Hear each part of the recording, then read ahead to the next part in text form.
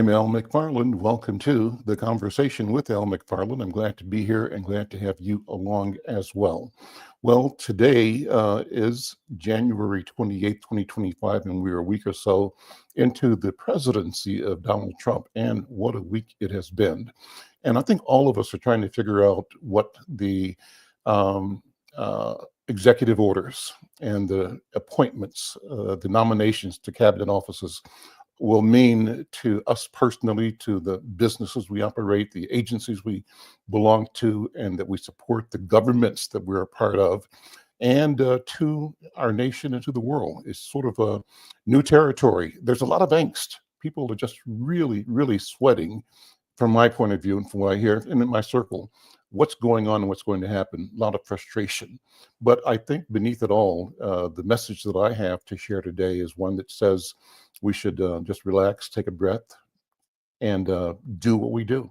Keep being, focus on the world that we seek to create, focus on the work that we do day in, day out, and rejoice on the successes we have had in history over time, and rejoice in the expectation that our success will continue.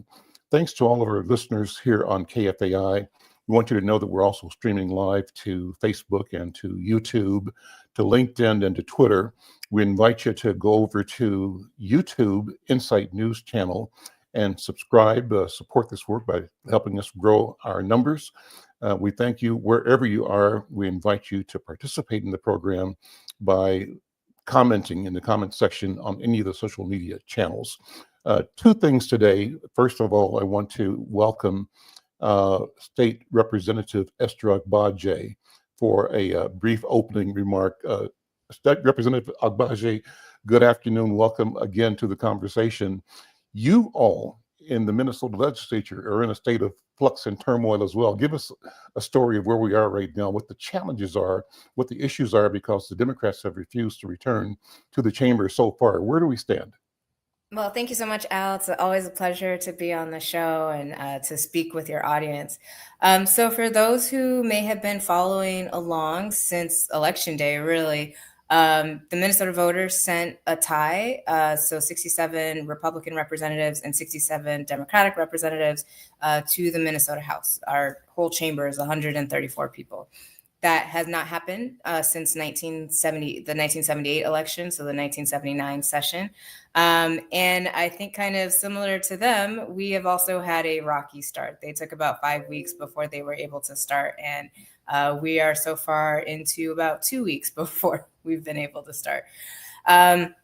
Things were on track to have a power sharing agreement, 50-50 co-equal sharing, co-chairs for each committee, equal number of members from both caucuses on each committee, and really intended to make sure that we work together because we both would need each other to pass bills, since you need at least 68 votes in order to enact a bill for passage in Minnesota. And so we were excited and looking forward to that opportunity. Come towards the end of December, one of the Democratic members, he was receiving an election challenge based on his residency. The court found that he did not fully establish residency in the district in which he ran. He adhered to that court decision and stepped down and said that he would, not accept his election certificate. And so that put the Republicans up by one and the Democrats down by one. So we were at 67-66. At that point, I think things kind of went really off the rails. Republicans decided that 67 was enough for them to have a majority, and they no longer wanted to negotiate, and that they would continue on this path, and that for their best chance to find 68, they claimed and continue to maintain that they want to unseat another duly elected representative down in the Shakopee area. That Democratic candidate, or not candidate, but that Democratic representative in Shakopee won his election on election night, won his election on the recount, and even when challenged in court, won his election there too. There is no reason to try to unseat this member. And so since then, we tried to negotiate with them between December and January. They didn't want to. And we are enacting a legitimate parliamentary tactic known as denial of quorum, which means that we will not be having 68 people in the chamber at any time until we can come to a finalization of the power sharing agreement, similar to the power sharing agreement that's happening in the Senate right now. And so that's kind of where we are. I'll leave it there and then open it up for more questions to kind If memory serves me correctly, that happened in Texas as well. Our guest today is in Houston, but I think in Texas, they tried to send out the Texas state troopers to arrest and bring representatives to force a quorum. Is that going to happen in Minnesota? Where do you think? No, actually, thankfully, no. So unlike other states, when they do denial of quorum, they actually tend to have to leave the state, and usually they'll go next door. Texas is a great example. A bunch of them, I think a couple of years ago, went to DC. Wisconsin, almost about 15 years ago now, a lot of them went to Illinois. And in other states, depending on what their constitution says and how they can deny quorum, they may have to leave the state. Here in Minnesota, we just could not show up at the Capitol and the Capitol grounds. And similar to other states, I think Oregon does the same thing. They just don't show up at the Capitol. Michigan also, they just don't show up at the Capitol. So, just as I mentioned at the beginning of the show, a lot of anxiety and confusion about all of the executive orders signed by President Trump. What's the impact that you think or that you fear Minnesotans should be noting? For me, top among them is the deportation order. How's that going to affect Minnesota? That's number one. Number two is the declared end of DE&I. How many federal workers in Minnesota and people that are federal work adjacent are going to be impacted? Number three is the order to drop all funding for certain activities associated with DE&I. How does that impact agencies, organizations, agencies of government, but also downstream community serving organizations that depend on federal dollars? Will the dollars have a direct and immediate impact on the delivery of services and quality of life for Minnesotans? Those three things, what do you think, Representative Budgie? I think they will, unfortunately, right? We are in a dire situation where our federal government, is, however you may feel about it, they at some level have always kind of been a partner to at least states and local government. I don't think we have a partner right now in the White House. The orders that you talked about that came down, especially the ones around immigration, and they want to heighten deportation efforts, I think that's really going to have a major effect on our economy, on our schools. These are families who live here, who are making a good living, who are our neighbors, they're our friends, they're our teachers, they're part of our communities. And the work that they do, yes, helps keep our economy going, but they're also like just the fabric of our community. And I think it's really unfair for those who have not, done anything more than just trying to find a better life for themselves are now being antagonized and punished, right? Particularly when we know that the immigration issues that we're seeing, and there are a lot of, there are a lot of ways to better streamline our immigration policies. But a lot of it stems from how our country also interacts with other countries, right? There is a reason why people decide to leave home and decide to leave home in the way that they do.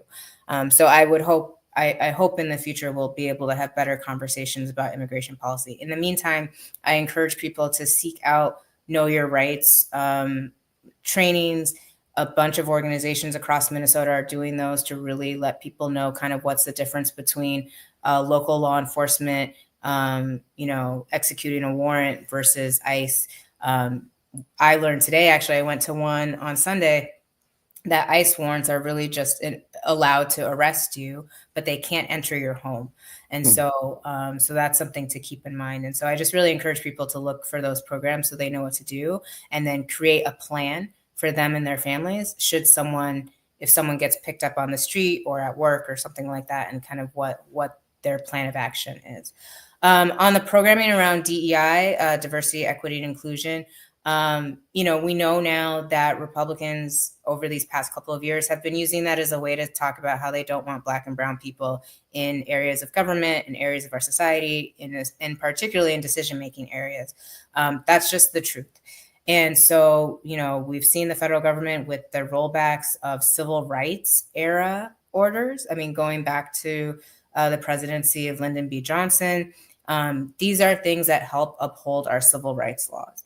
These are things that make our federal government workforce much stronger because of all of the varied perspectives and intakes that they're taking, not just in the DC area, but from around the whole country, which affects Minnesotans who work for the federal government as well. And so I think, unfortunately, I think we're going into a period of a chilling effect. We've seen more stories that they're even firing top level leaders and managers in a variety of agencies, USAID, I think, being the most recent one. And so I do think that that's going to have an effect on Minnesota. And I do hope, and, we've seen that too with other private companies following suit, Target being the big one. And, Target, Minnesota's home of Target, saying that they're dropping their DEI efforts. And so I think that that's just a really unfortunate era we're going into, because we know that these programs are not about just putting in a Black face into a space, but really opening, I think Michelle Norris said this at the MLK event last week, but opening the aperture of who is the best person to look for, right? And so really making sure you're considering all qualified applicants in that way. And so I think that we're just going into a really difficult space. And then on the last one about the pausing of federal funding, I think that's just going to be completely chaotic. We're already hearing from folks, I think, in my other job as a attorney, we get some grant funding from the CDC. And so I think that'll be interesting to see how that plays out. And I know a number of other organizations do the same thing. And so, we'll just be looking to see how that plays out, how we're able to support our communities. And the federal funding, we've had great federal partners, especially in the Twin Cities area, who have provided a lot of federal funding back to our organizations, wanting to make sure that those organizations still receive that funding. But it does mean that our state government is going to have to step up in ways. And that's my question. What power does state government have to shield, protect, and support residents of Minnesota, to protect us from this overreach of the federal government, of this administration? What do you think? Last question. Yeah, I mean, we definitely do have that power to protect, right? I think the past 2 years, we've instituted a number of laws to really strengthen civil rights in Minnesota. And so part of why Democrats are staying out of the state capitol right now is because we want to make sure that those don't get repealed. I mean, during the fake sessions that you saw, they introduced these bills that were all about rolling back all of those protections that we put forward. So our agenda is to protect what we fought for these past 2 years, but not even just these 2 years, but for a long time, making sure that people in Minnesota, regardless of who you are, your background, you can thrive in the state of Minnesota. I think when it comes to federal funding, that's going to be a little bit harder for state governments. No state government has the ability to make up for what the federal government can put in. So, we may see we'll have to really think about what our budget looks like to really accommodate the fact that the federal government may not be there to support us like how they have. But we will continue to do our best with what we have to ensure that every Minnesotan is able to live a dignified and thriving life in this state. Representative Esther Agbaje, thank you so much. Continued success and good luck. It's going to be a fight, but hang in there, as they say. And we thank you for being here today. Of course. Thank you so much. Always happy to be here, and we'll see you next time. All right. Take care. Bye-bye. Bye. I'm Al McFarlane. This is the Conversation with Al McFarlane. Thanks to Representative Esther Agbaje. She represents my neighborhood, District 59B in North Minneapolis. And I tell you, I think she's doing a great job. She and her colleagues, Fooley in 59A, and a number of the members of the People of Color Caucus, which is a phenomenal group of legislators at the state legislature, doing great work. Support them, follow them, be aware of what's happening, and lend your voice, your power to protecting our community and our people. Well, let me continue with the program. I made reference to the fact that my next guest is from Houston. Her reference to the strategy of being absent reminded me of what happened in Houston. Today, I'm pleased to have Joel Thompson join me from Houston. He's on his way to Minnesota by the weekend, I think, but he is a composer, and his work called The Snowy Day is going to be being presented uh, here in Minnesota by the Minnesota Opera. We'll talk about that. Snowy Day is an opera that he composed. It was written by Andrea Davis Pinkney, and it's based on the Caldecott Medal winning children's book of the same name by Ezra Jack Keats. The opera premiered with the Houston Grand Opera in December of 2021.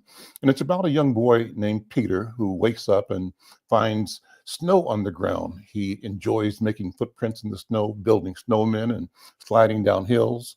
The opera magic of childhood, of imagination, of nature, and of friendship.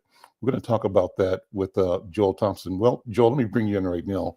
Good afternoon and welcome to Minnesota. Welcome to the Conversation with Al McFarlane. How you doing, man? Thank you so much. It's a pleasure to be in conversation with you this afternoon. Well, tell us about a snowy day, first of all. Give us a snowy day 101. What will people learn and know and feel and enjoy in experiencing this opera? Well, like you said, it is based on the children's book by Ezra Jack Keats, and it was notable in that it was published in 1963 and was one of the first mainstream children's books that featured a Black protagonist. And so it's about a little boy named Peter having fun in the snow. The book is just a little bit, maybe even less than a centimeter thick, and on its surface, it seems as if nothing happens in the book, but just like childhood, some of the smallest things that happen to us can have such a seismic impact, and such as the snowy day for Peter. It's his first time going out in the snow by himself. He meets some bigger kids. He makes some snow angels, as you had mentioned. And one of the things that we did in adapting this book to the opera stage is that we looked at the entirety of the canon of Ezra Jack Keats. He published a series of children's books, sometimes featuring Peter as its protagonist, but other times featuring other people in the neighborhood. And so we drew on some of the other books that he had. He has a character named Amy, a Latina girl, and we bring her into this narrative, into this opera, and they have fun in the snow together. And then he returns home and tells his mom all about his adventures, bringing a snowball that he puts in his pocket. And right before he goes to bed, after his bath time, he goes back to his pocket to try and see if that snowball is still there, and finds that it's melted. And that is the height of tragedy for this opera. He has a nightmare in which he believes that everything melts the next day and there's no more snow, but he awakens to see that snow has fallen afresh on the ground. And though it's a very simple narrative, it does examine very human themes of loss and love and hope, and just looking at the world through eyes of wonder. So I really hope that this opera helps us look at the world with eyes of wonder, especially now when, as you mentioned in previous conversations, things are quite confusing and a little disheartening, to say the least. Mm-hmm. And so that's my hope, I guess, for this performance of The Snowy Day. Let me say, number one, brother, I'm enjoying just the sound of your voice. There's a certain piece. And as I mentioned before, we're on radio here on KFAI, but we're also streaming live. So some people who are watching on YouTube or on Twitter or LinkedIn will see and hear you. But for those who are listening on radio, I think you probably join me in marveling at the peace I feel in your voice. So I want to acknowledge that to you, just the energy that you seem to be walking in and around and coming from you is a good thing. It's a good feeling. So thank you so much. So let me ask you then, how did you come to this particular work? How did this opera present itself to you or you to it? What's the connection?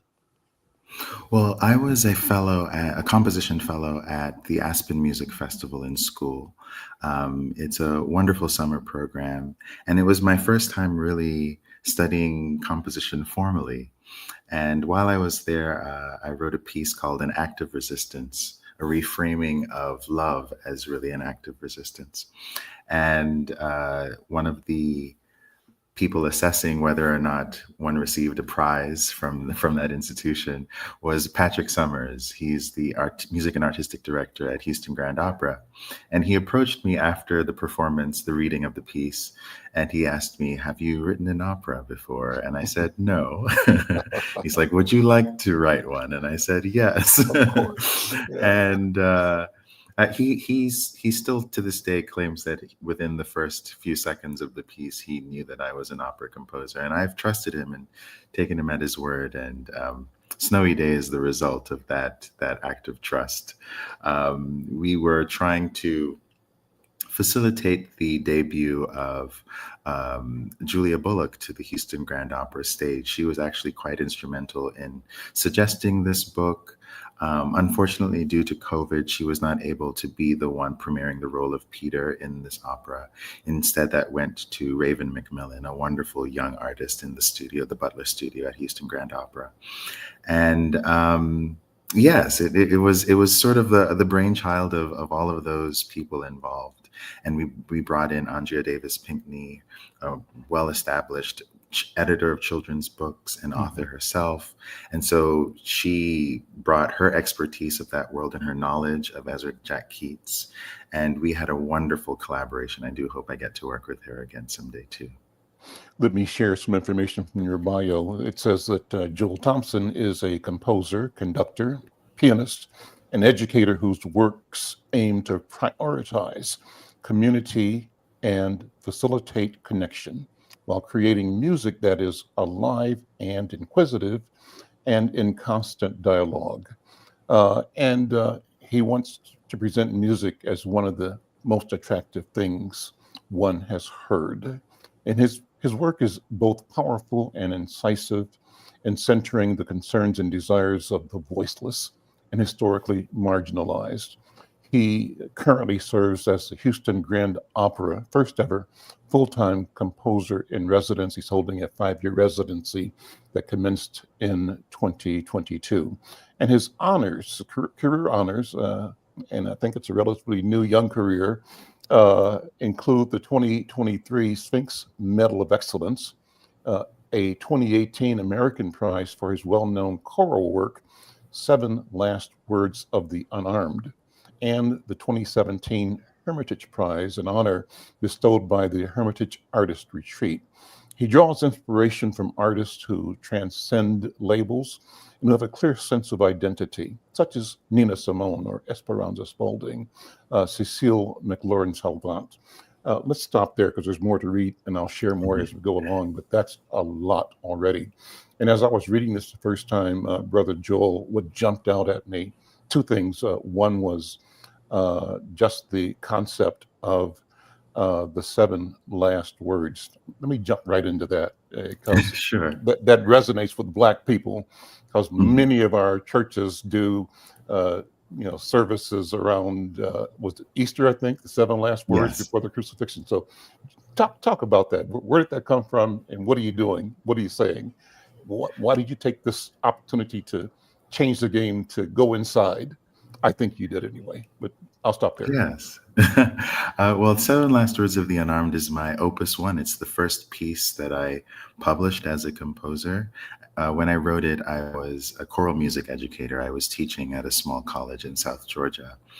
And when the Staten Island grand jury chose not to indict the officer that killed Eric Garner, I felt a sense of worthlessness, that if I were in the similar situation that Eric Garner found himself in, that if there was a video recording of my death, and you could see who was alive and who created that moment of death, that if I were in that same situation, I should not expect justice, not even a charge of negligent homicide or involuntary manslaughter, nothing. And so to combat that sense of worthlessness, I turned to creation in the wake of destruction and decided to used the liturgical template of the 7 last words of Christ, which, as you mentioned, is very popular in the Black church tradition. And it focuses, to me, on the humanity of Jesus. He says things like, "I'm thirsty." He talks to his mom. These are things that we all do as human beings. And one of the things I was trying to explore was the erosion of these victims, their humanity, in the process of justifying their deaths at the hands of authority figures. And so it felt like an appropriate liturgical template to explore these. Shirin Barghi is an Iranian-American journalist based in Brooklyn, and she had a series of pictograms on Twitter where she would, through her journalistic research, find the last words of these unarmed people killed by the police and pair it with a simple image of a bird in flight or a light bulb or a tangle of knots. And so I drew from what I saw on Twitter, the app formerly known as Twitter, I suppose, and aligned it according to the liturgy. So, for example, the third saying in the 7 last words of Christ is Jesus talking to Mary and John from the cross. "Mother, this is thy son. Son, this is thy mother. Take care of each other while I'm gone." And for that maternal connection, I used the last words of Amadou Diallo, "Mom, I'm going to college." And so it's constructed in that way to align with liturgy. And it was really just a diary entry for me, just a journal entry for me to document the darkness that I felt in a constructive way. And I never really expected anyone to hear it. But when Freddie Gray died the following April of 2015, I felt the need to try and bring it to life. And the score found its way to Dr. Eugene Rogers at the University of Michigan, who premiered it in November of 2015. And at that premiere, I had to contend with my diary entry being read from the stage. People started asking, what else should I be addressing? What else should I be writing? And I guess a career of composition was born.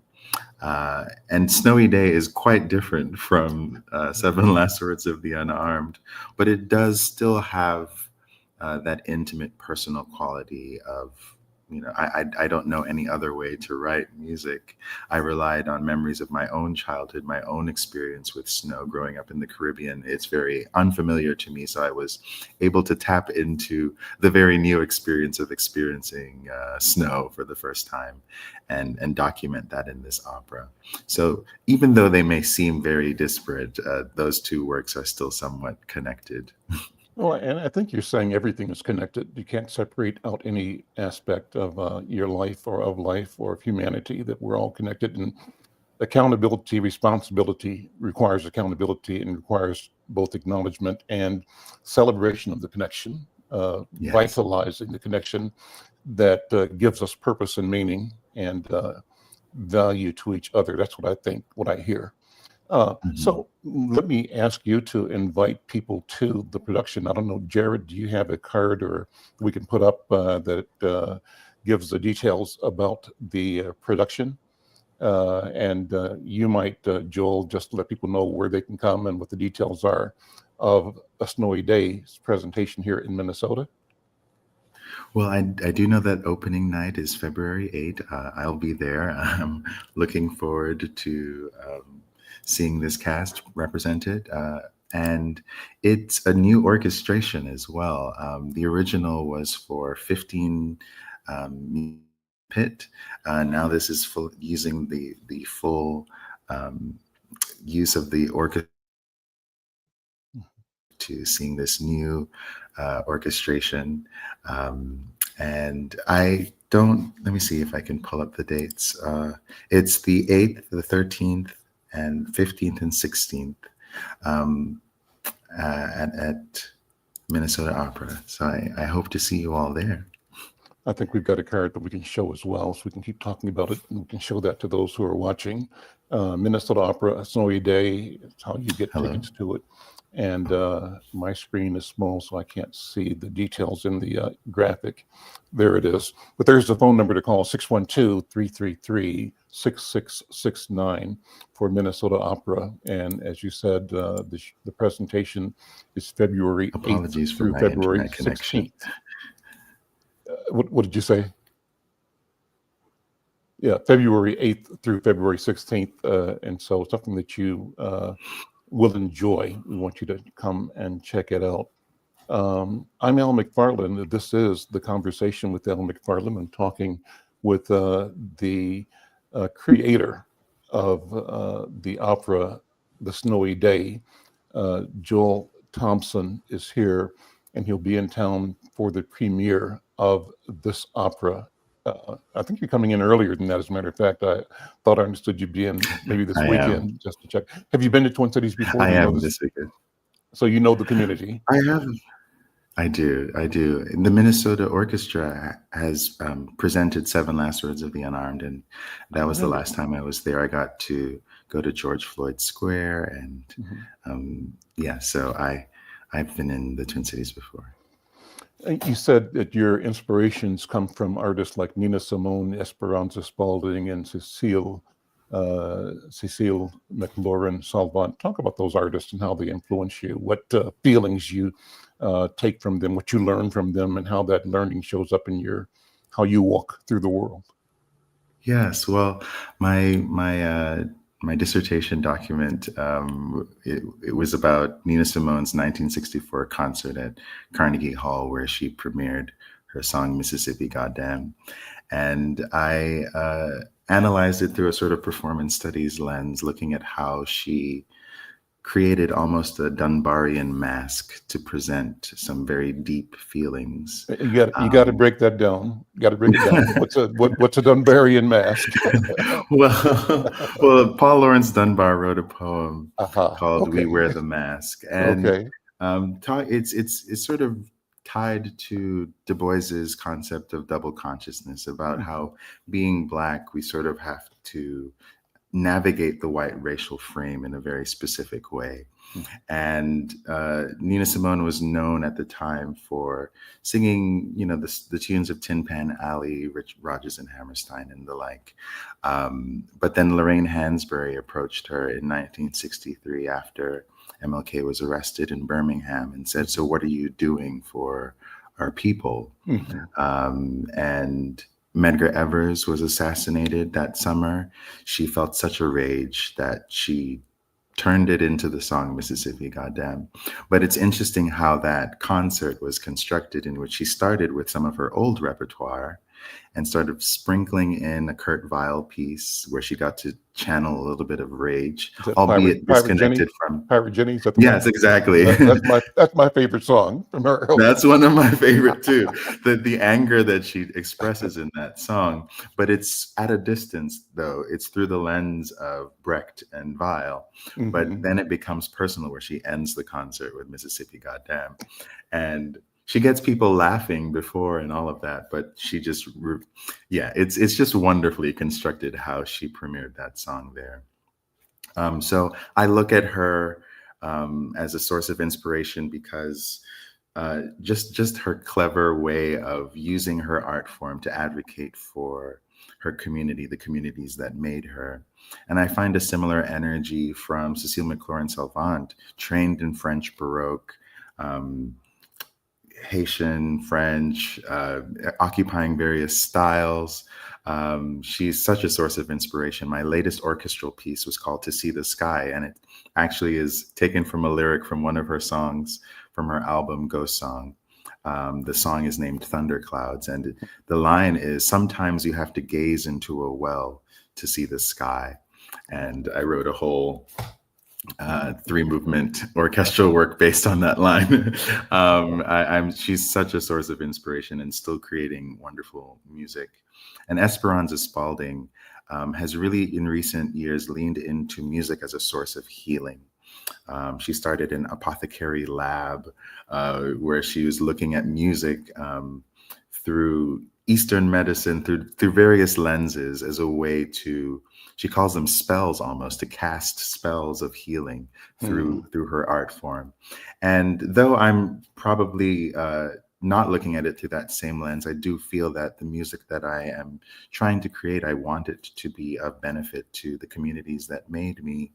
And being in the very Eurocentric space of classical music, it can be weird sometimes, I suppose, to be centering Blackness, but I think that's the way forward, to create, if we rethink American classical music as not necessarily rooted in Western Europe, but thinking of the early music of the Negro spiritual, and think of the dialogue with jazz that we see in Gershwin and Ravel, and reconstruct the lineage of American classical music. There is space for inclusion of various backgrounds that otherwise would not be represented in concert halls. So I'm Al yeah, McFarlane. those three are I'm so Al inspiring. McFarlane. This is the Conversation with Al McFarlane. I'm talking with Joel Thompson, the composer of the Minnesota Opera production coming up shortly, The Snowy Day.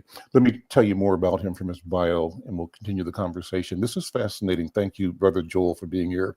And I'm so enjoying this conversation. If you're enjoying it on KFAI, drop us an email, drop us a note, or connect with us on any of the social media platforms. We're streaming on X, we're streaming on Facebook, Insight News, we're streaming on YouTube, and we love to have your comments, your feedback, your connection. Thank you, wherever you are, and for supporting the station and this program.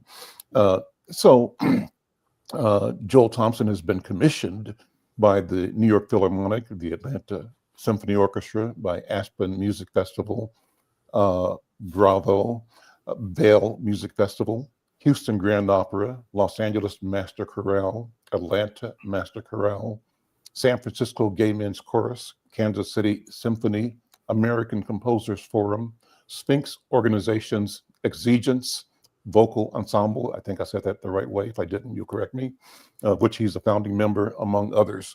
His recent commissions include Dove Songs, written for and performed by soprano Renee Richardson, which premiered at Houston Grand Opera in March of 2024.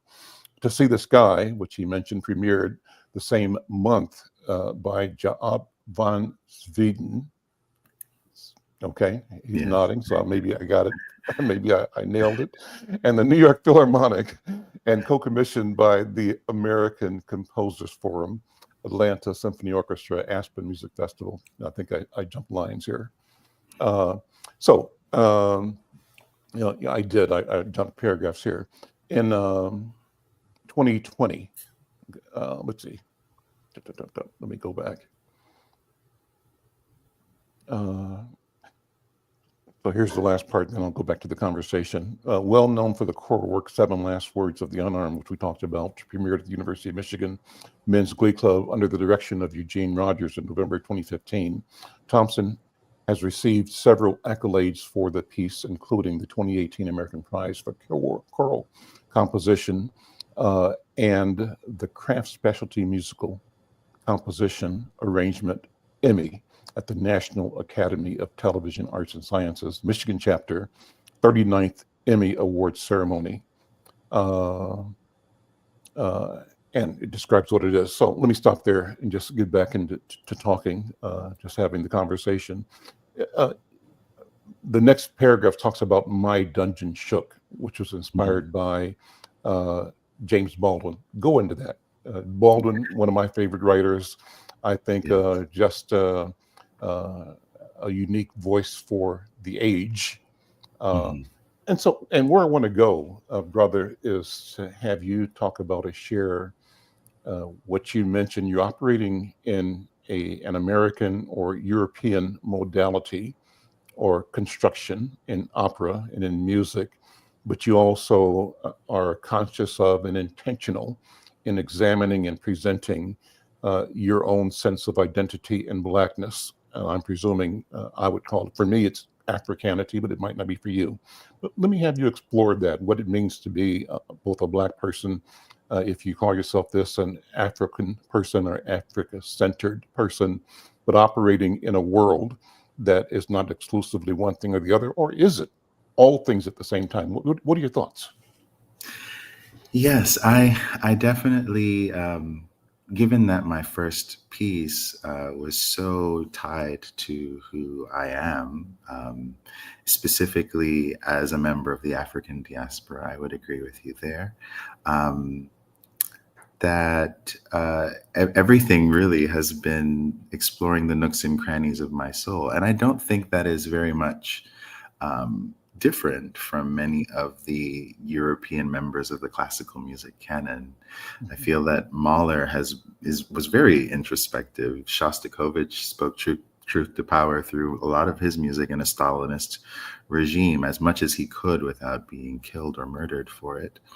And so, I am essentially trying to do the same thing within a genre that has marginalized me due to my Africanness, as you mentioned. And so I'm hoping that in doing that, I can continue the work of the giants on whose shoulders I stand, the work of William Grant Still, Florence Price, William Levi Dawson, many composers, Bill Banfield, Ollie Wilson, who have been operating in the classical music space and centering all of who they are, and hopefully keeping the door open for others that look like us to enter this space. And Baldwin has always been an inspiration in that regard, someone who was willing to bear witness to all of what America was and is and can be. I've paid homage to him multiple times in my music. As you mentioned, My Dungeon Shook, which is the title of the first essay in his book, The Fire Next Time. And it's a letter to his nephew, and he's trying to let him know what America is, and equip him with the skills needed to survive. And My Dungeon Shook, 3 American Preludes, the piece I wrote, inspired by that, was written after the death of Ahmaud Arbery in my home state of Georgia, and was a way for me to mourn his death. It's for solo piano work. It's probably my most dissonant and angry work. The last movement is it's the kneeling man after the death of George Floyd, and it's a sort of reharmonization of the Star Spangled Banner. And yes, it's quite gnarly, but a more optimistic homage to James Baldwin is my other work, To Awaken the Sleeper. And it's based on most of the text in that piece. It's for orchestra and narrator. And so for most of the text in that piece is taken from Notes of a Native Son. But the opening text is from his letter to Angela Davis when she was in prison. And in that, he says to her, "We cannot awaken the sleeper, and God knows we've tried, but we must do what we can do to fortify and save each other. We know that democracy does not mean the coercion of all into a deadly and finally wicked mediocrity, but democracy is the opportunity for us I'm blanking, but it is the opportunity for us to aspire to the best that we have ever been." And so for him to say that to Angela Davis while she's in prison, those words echoed in my heart, and I just had to write a piece about it. Another source of his words that I use in that piece as well come from his speech in 1986 to the National Press Club. And so all of those words from the entirety of his career are present in that piece, and he continues to be a source of inspiration for me in my output. I'm Al McFarlane. This is The Conversation with Al McFarlane. My guest is Joel Thompson. He is the author of The Snowy Day. It's an opera being presented by Minnesota Opera. It's going to be at the Ordway Music Hall. And I think the premiere is February 8th. We'll show that chart again. Let me make it larger so I can read it properly to you. February 8th through February 16th, The Snowy Day is at the Ordway Music Hall in St. Paul. And again, music by our guest, Joel Thompson, lyrics by Andrea Davis Pinkney. And as you know, the Ordways in downtown St. Paul, what a wonderful, beautiful place for this to be presented. I hope you'll check it out and show love to yourself, to the community, to the artist and composer, but also to humanity. That's what it's about, ultimately, I believe. Let me say more about Joel, and then we'll continue the conversation. And Brother Joel, I'm having such a good time talking to you, so I hope you allow me just to do what I do. I try to show both appreciation and respect and actually awe with these conversations. Well, your information says you hold a BA in music and a master's in choral conducting, both from Emory University, and that you're currently working towards your doctorate in composition from the Yale School of Music, where you study with Christopher Theophanidis. I think I said that right. Yes. You also served as director of the choral studies and assistant professor of music at Andrew College from 2013 to 2015. You taught at Holy Innocents Episcopal School from 2015 to 2017. You were a postgraduate fellow at Arizona State University's Ensemble Lab, Projecting All Voices Initiative, and a composition fellow with the 2017 Aspen Music Festival, and school where you studied with composers Stephen Hartke and Christopher Theophanidis again. Prominent teachers include Eric Nelson, William Ransom, Laura Gordy, Richard Pryor. These are names I don't know, so I'm reading them so people know that. But some of our listeners and viewers do know, and you can explain and talk about them if you wish to, as you will. Sure. And John Anthony Lemon, Kevin Putz, Robert Eldridge, and Scott Stewart. You are an alum of the Metropolitan Opera Lincoln Center Theater New Works Commissioning Program, which was established to foster leading talents in the field. You were born in the Bahamas, and that your family moved to Atlanta. Your parents are from Jamaica. I'm a Jamaican, so there's a connection as well. Yardie, right, as they say. Yes. I was born here, but I'm Jamaican. Actually, my family's Jamaican Cuban, so there's a sense of being not limited to the limits placed on me by the American experience of enslavement, and as you could guess, I see myself as part of a broader diaspora. I see myself from a lens from the Caribbean, from the Cuban experience, and ultimately I see myself as a New World African. And I got that term from a person you might know or know of, and that was, I'm blanking on his name now.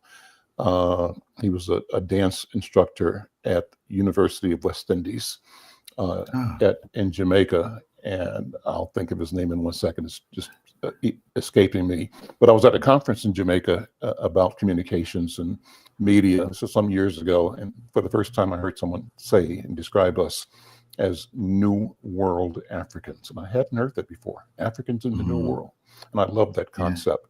You mentioned Bill Banfield. Do you know him personally, William Banfield? No, I've never got to meet him personally. I just know of him. So he used to be a columnist for Insight News for my newspaper, because he lived here in Twin Cities, and we connected. And he wrote a column, maybe weekly or every other week, that emerged as a book after about a year. So he used the relationship to help him hone in on his thinking, his teaching, and he would always, from time to time, come to. Back in the day, we were doing this show as a live audience event at a North Minneapolis eatery. I call it lovingly, not disparagingly, a greasy spoon. It was a place called Lucille's Kitchen. And we kind of held court there every week for about some number of years, where important people such as yourself, when they were in town, would show up and share with the audience vision, voice, challenge, and joy. And so that was a wonderful meeting place. With Bill Banfield was one of the people that jumped out at me in your notes or in your comment as a person that I have a direct connection with as well.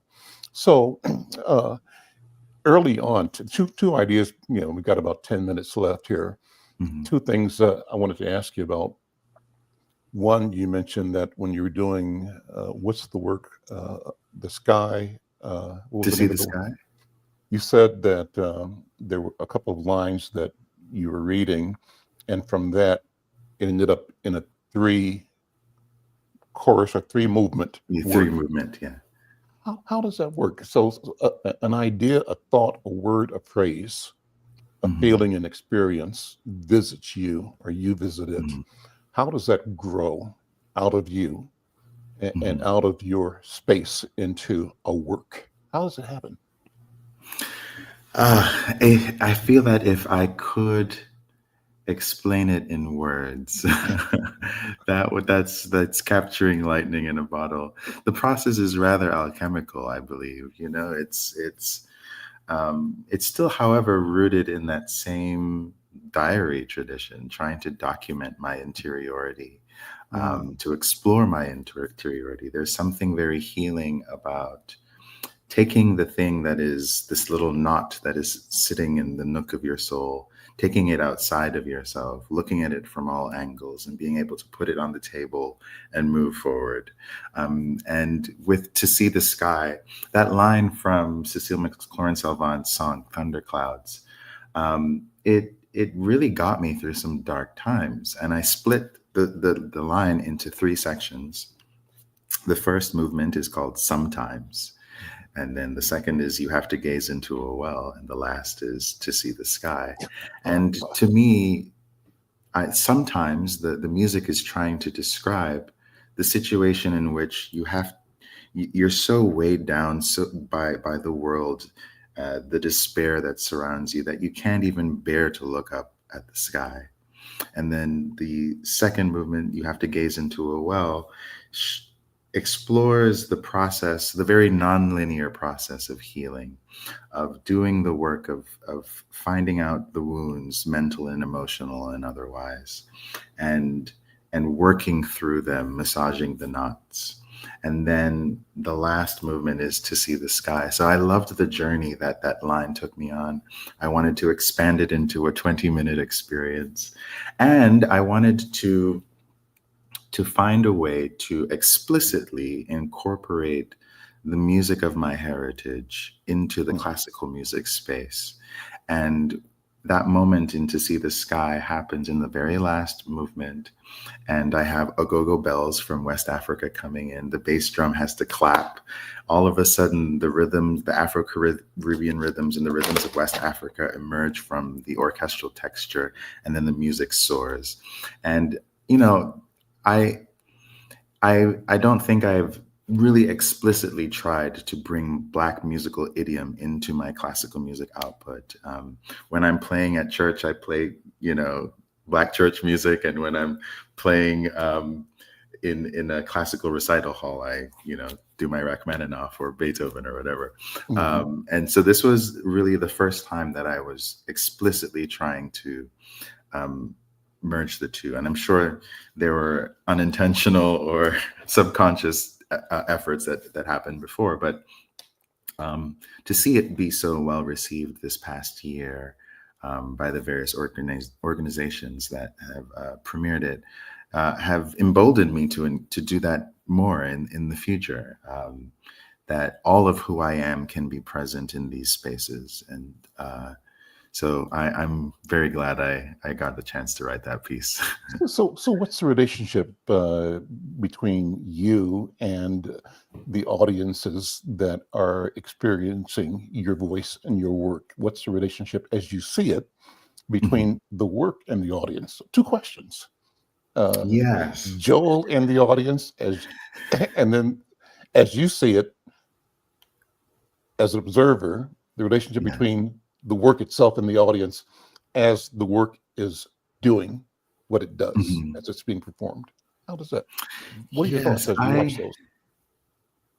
A lot of times in academic thought, when it comes to composition, discourages the composer about thinking about the audience. Sometimes I guess the reason might be that it might limit the imagination. It might cause the artist to pander towards a specific segment of the audience. But to me, I can't not think about an audience. And I think a part of that is rooted in my identity as a member of the Black or the African diaspora, I guess would be a way to phrase it, in that we've been marginalized from this space. People wouldn't give jazz a consideration until Gershwin sort of tried to include it into the space. And so I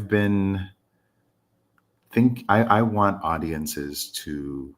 classical music audiences to look like what America looks like, and I'm working towards, I'm hoping that in writing music that shows all of who I am, that it would be a draw to more diverse audiences. A lot of times my efforts are not directly seen, like there's not because I'm programmed, there's like a majority Black audience or anything. It doesn't work like that. But I do hope that the inclusion of not just me, but people like Carlos Simon, Jesse Montgomery, Jasmine Barnes, these are my peers who are Black composers working in this space, trying to make sure that the audiences look like what America looks like. And but I wanted to get a sense of the audience experience in the play. And so I kind of call myself, this is overstating, a professional audience member. I mean, I love to witness and love to hear and watch and see and feel great things happen on stage in performance. And what I go for and looking for is the moment of transformation. That's really it. When I'm in an audience, could be in church, could be on a street corner, could be just listening to radio, but there's a vibration that I feel inside me that takes me from where I am at the moment to somewhere else that I really am, and that's different from where I am. Does that make sense to you? No, I you know what I'm that's talking what about. I'm aiming for. That's what I'm aiming for. That is exactly what I'm aiming for. In the context of the snowy day, my goal for that was to reflect what Peter taught me. Peter taught me to look at the world with eyes of wonder. Wow. Carleen Graham, a former head of the Community and Learning Department at Houston Grand Opera, shared an anecdote that stuck with me, where she was on a very turbulent flight and a child was in front of her going, "Wee," while everyone else on the plane was panicking. And that's what I'm trying to have us access. Writing this piece, Snowy Day, was so healing for my inner child. As all of the world is on fire and wars and genocides are happening, I'm hoping that Peter can transform our imaginations and help us look at the world with eyes of wonder instead of fear, and remind us that our imaginations are key tools in our collective liberation.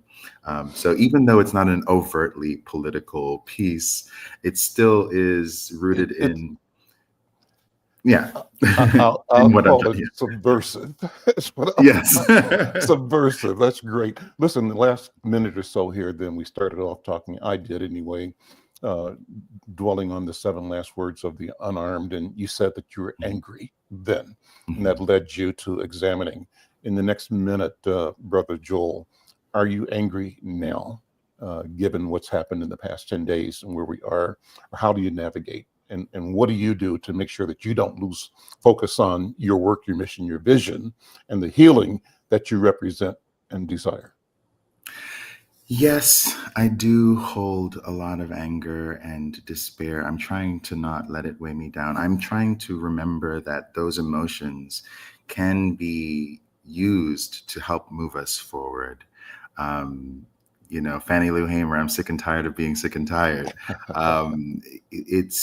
That energy, although it is heavy right now, is what we need to make sure that we move forward to a better future. I'm writing a string quartet right now that I'm hoping to write myself out of that.